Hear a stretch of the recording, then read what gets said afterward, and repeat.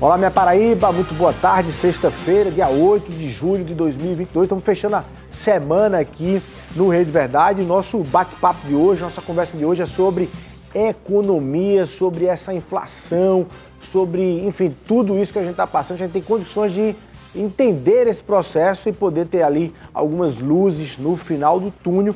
Quem vai ajudar a gente nessa conversa, ele está sempre aqui colaborando com as informações, o economista e professor Guilherme Fontana. Guilherme, muito boa tarde, obrigado mais uma vez pela sua presença. Todas as vezes que você vem aqui, fico esperando que sejam para índices melhores, mas me parece que cada vez vai ficando pior. Boa tarde. Boa tarde, obrigado pelo convite, Luiz. É sempre um prazer estar aqui.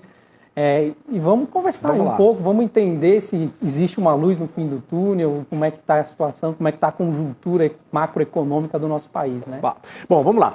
Para começar, muito debate em relação lá em Brasília, inclusive, em função de medidas e benefícios que o governo federal quer conceder, entre eles aumento do Auxílio Brasil, voucher, Pix de R$1.000 para caminhoneiro, Pix para motorista de Uber, aumento do Vale Gás, todos benefícios que me parecem extremamente necessários, mas que causam um impacto aí ruim para as contas públicas. Explique, quem está em casa às vezes entende assim, mas por que causa impacto? O governo não tem o dinheiro e dá, deve até ajudar a circular o dinheiro. Qual é o problema aí? Explica pra gente. O primeiro ponto que a gente precisa entender é que a economia do país, ela funciona como a nossa economia em casa.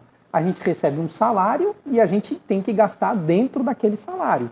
Quando a gente gasta mais do que o que a gente recebe, a gente vai ter que pegar empréstimo, vai ter que fazer alguma situação para poder sanar aquelas dívidas, né? E a mesma coisa acontece com o governo. O governo ele tem uma receita estimada, uma receita orçada prevista para receber. Quando ele decide dar mais benefícios, aumentar os benefícios, aumentar o seu gasto, trazer mais benefícios para a população, como esses que você trouxe, o aumento do Auxílio Brasil, o Pix dos caminhoneiros, todos esses benefícios é um gasto para o governo. E esse gasto não estava planejado no orçamento. Então, ele vai ter um aumento, vai precisar se endividar mais. Além disso, isso injeta mais dinheiro na economia e injeta um dinheiro sem que haja os investimentos de base para que as empresas possam aumentar a produção. E o que as empresas fazem? Acabam aumentando o preço das coisas. Então, gera um ciclo vicioso de aumento de preços, né, na economia, que não ajuda a causa real do problema. Ou seja, fica parecendo que é algo aparentemente bom, mas no final existe todo um processo aqui escondido que vai gerar algo ruim. A analogia que você fez, adorei a analogia que você fez, é o nosso orçamento em casa. Gastou mais do que recebe, vai começar a se endividar. E o vizinho do lado, olha assim, faz, eu não vou vender nada para fulano não, porque fulano está endividado. E é o que acontece com o país, o investidor olha assim e faz, olha, não dá pra gente atuar ali porque aquele Brasil tá... É justamente isso que acontece. Se fala muito, eu acho que às vezes as pessoas já escutam nos telejornais, principalmente na noite se fala, o risco Brasil aumentou. Brasil. Que danado esse risco Brasil? O que é o risco Brasil? As principais agências que analisam as economias e os mercados, elas olham as economias dos países, né? Elas ficam analisando como é que tá. E elas olham, por exemplo, para um país como o Brasil, que começa a gastar mais do que arrecada, e olham, existe um risco de se a gente emprestar dinheiro, porque o dinheiro ele vem dos investidores, o empréstimo que o governo toma é dos investidores, ele simplesmente não emite dinheiro, né? Existe um risco de se a gente emprestar mais dinheiro para esse país, dele não pagar, dele dar o calote. A gente já viu essa história de calote na Argentina, já se falou muito, a Argentina deu calote na dívida. É isso. É quando o governo ele gasta mais e ele não tem condições nem de pagar a sua dívida. Então, e aí os investimentos, os investidores, os bancos que analisam esse tipo de mercado, que analisam essas economias, eles aumentam e dizem, o risco de investir neste país está mais alto, porque esse país está gastando mais do que arrecada. Aí você tira dinheiro, ou você não investe no país. No país. E aí você gera exatamente essa dificuldade de geração de emprego e renda, de produção e tudo. Porque aí o que acontece? Quando essas empresas, elas dão essa sinalização, as grandes indústrias, as multinacionais, elas olham para esse país com uma preocupação. Aí a indústria que estava pensando em instalar uma fábrica, em aumentar a fábrica que já tem no país, essa indústria recua. Ela pensa, não vou fazer esse investimento porque pode acontecer o risco do país quebrar e eu perder esse meu investimento. E aí isso gera um ciclo negativo muito preocupante. E aí gera impacto também na cotação do dólar, quando a gente viu que o Congresso foi aprovando a tal PEC dos benefícios, a PEC do estado de emergência, que gera para o Estado a possibilidade de garantir esses benefícios. Houve uma disparada do dólar. Qual é a relação? Explica para a gente. Então, a relação é a seguinte, a maior parte dos investidores, eles investem no Brasil e eles investem com dólar, né?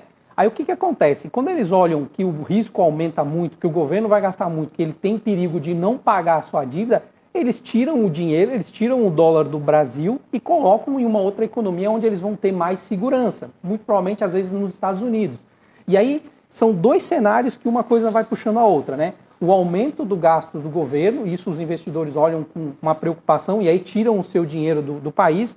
E o governo dos Estados Unidos, para conter a inflação, porque também está sofrendo com inflação, a inflação nos Estados Unidos também, eles sofrem com isso, aumenta a taxa de juros, começa a remunerar mais os investidores. Aí eles tiram dinheiro, botam na segurança recebendo mais. E aí o dólar dispara. Esse é o ciclo que acontece. E que gera ainda mais inflação, porque alguns produtos que consumimos aqui... É verdade, porque a maior parte dos insumos que a gente usa para produção, para isso, está atrelado ao dólar. O dólar mais caro fica mais caro para você trazer esses insumos ou para trazer esses produtos para o Brasil, né? Aí vai chegar na gasolina aí. E aí chegar que no entra... combustível. Mas antes de chegar no combustível, qual é a semelhança que você consegue vislumbrar ou diferenças, mas desse cenário que a gente está vivendo hoje, em 2022, no Brasil, em plena campanha eleitoral, com o governo federal abrindo os cofres, né, e com o cenário de 2014, também um ano eleitoral, com o governo federal naquele momento fazendo ali isenções de IPI, de impostos, também vitaminando o antigo Bolsa Família, e que no final da eleição, a presidenta reeleita Dilma Rousseff teve que ir à nação para dizer, nós temos um problema, temos que aumentar impostos e tudo. Há semelhanças ou não? A semelhança, ela é ou é pior. Ela é pior, só que o cenário é pior. A semelhança é muito bem feita, só que o cenário é pior. Talvez naquele momento a economia mundial ela não estava passando pela crise que a gente está passando agora. Não tinha uma guerra da Ucrânia contra a Rússia, que isso afeta as commodities como um todo. O cenário, a gente não vinha de uma pandemia, o cenário externo como um todo, ele não era tão desafiador quanto o que a gente está vivendo agora. E aí, por isso, até o gasto que a Dilma fez lá naquele período, o que está sendo feito agora é maior do que o que ela fez.